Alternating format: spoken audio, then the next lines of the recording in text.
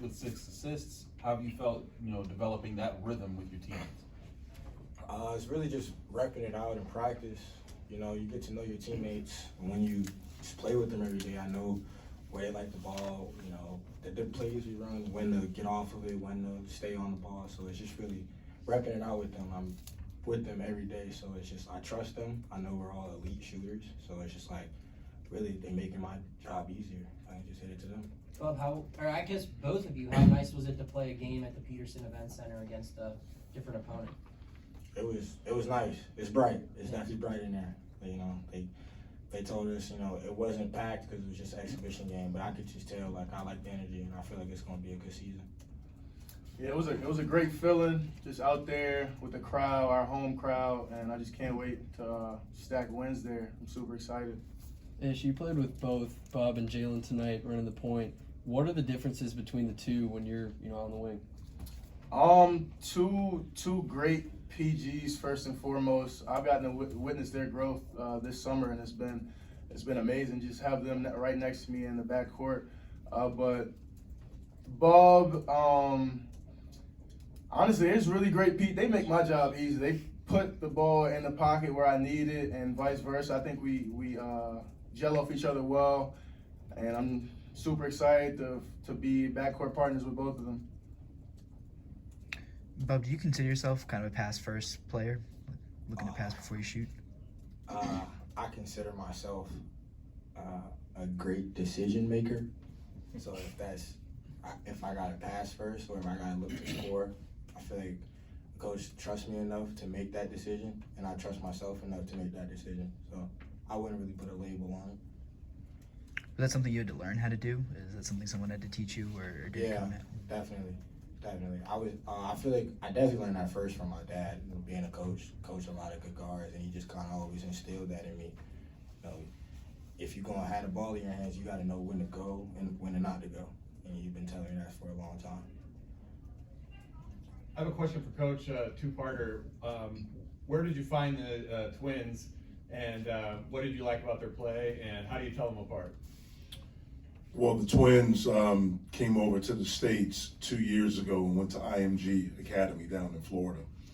And that's where we found out about them. Went down there several times. One of my associate head coaches, Tim O'Toole, really led that recruitment and got to know them, got to know the family, brought them up after the season for an official visit and just kind of hit it off. It's gotten easier to tell them apart after being with them for a year. There are a couple of things, their haircuts are a little bit different. They move different. Jorge is kind of the bouncier one, usually moving a little bit faster, where G is the little bit slower one. And if you talk to them, it's really easy to tell them apart because Guillermo's the more serious one, and G is the one that's just kind of like a little bit of a clown. Right? Jorge, I'm sorry. Jorge is a little bit of a clown. So, but they're unbelievable kids. Thank you. But Bob and Ish, did it take you guys a while to figure out who was who for A&G? It took me a week. It took him 4 months. It took me a good little minute. So when I first got down here, I just said twin to both of them, and it just wasn't working for me. So one of them has an earring, and when you really pay attention, their face is different. So I really locked in on their facial features. Jorge was very active tonight, wasn't he, Jeff? Yeah, he was terrific. Again, he missed the majority of the summer from July on with his injury. And so getting back and being able to play, getting his wind back, getting game speed, getting, the defending and the physicality of it. But I thought he was very active, cut very well without the basketball, made his free throws. I thought he really did some nice things out there. Coach Will had five offensive rebounds, I think it was. How did it feel to have him back out there? It was great, and it was really cool to see how excited he was. Sometimes you don't realize how much something means to you until you don't have it, and he didn't have it last year. He was a part of it, but he wasn't a part of the action. And when we came to shoot around today, he was incredibly excited. And I thought he did some really good things defensively, rebounding the basketball, making some good decisions after the rebounds. kicking it out to shooters, giving us extra possessions. We're going to need them to be really good defensively for us and to be a really good rebounder for us. It looked like Fetty was feeding you a little bit when he was in the post. You were kind of working around. What kind of chemistry have you developed with him and Twins, especially when they're working in the paint? Great connection. I know whenever Fetty gets the ball, if I'm open, he's gonna pass it. So I take advantage of the defense's positioning, and we just find each other, like just give and give, and it goes both ways. Jeff, you spoke when the open scrimmage about how you're looking for guards to score off the bounce a little bit here. What did you think about the two guys' ability to do that today to your right and left, and some other guys in your backcourt? Yeah, well, I thought all three of our guards, they have the ability to do that. Yeah. Now we know as we go forward and the competition level increases, we're going to have to be sharper with what we do with that. My big thing with these three guys is just being really good decision makers. I want them to have the freedom to be creative when they see something and feel something to do it. There was one time I know in the second half, Jalen passed up a shot, and I think Bob was there, and I'm yelling, like, shoot the basketball. Like, I'll tell you when it's a bad shot.